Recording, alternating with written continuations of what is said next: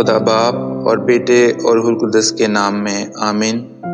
ہمارے لیے آج کی تلاوت خروج کی کتاب اس کا 19واں باب، پہلی 2 آیات، پھر 9ویں سے 11ویں آیت اور پھر 16 آیت سے لے کر 20ویں آیت تک۔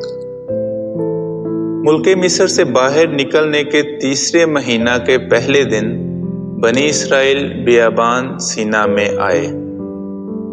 وہ رفیدیم سے روانہ ہو کر بیابان سینا میں آئے اور بیابان میں اتر پڑے۔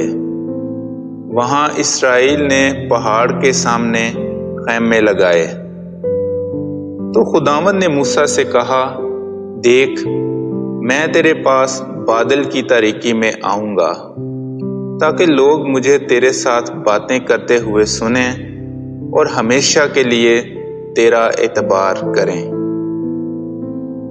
اور موسیٰ نے لوگوں کی بات کی خداوند کو خبر دی، اور خداوند نے موسیٰ سے فرمایا، لوگوں کے پاس جا اور آج اور کل انہیں پاک کر، اور وہ اپنے کپڑے دھوئیں اور تیسرے دن کے لیے تیار رہیں، کیونکہ تیسرے دن سب لوگوں کے سامنے خداوند کوہ سینا پر اتر آئے گا۔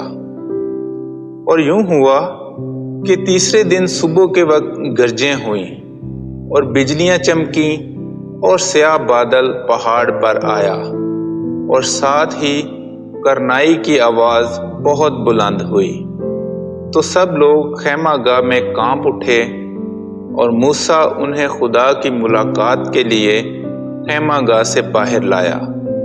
تو وہ پہاڑ کے نیچے آ کھڑے ہوئے، اور سارے کوہ سینا سے دھواں نکلتا تھا، کیونکہ خداوند اس پر آگ میں اترا، اور تنور کے دھوئیں کی مانند اس میں سے دھواں اٹھتا تھا، اور سارا پہاڑ بشدت کانپتا تھا، اور کرنائی کی آواز نہایت شدید ہوتی جاتی تھی۔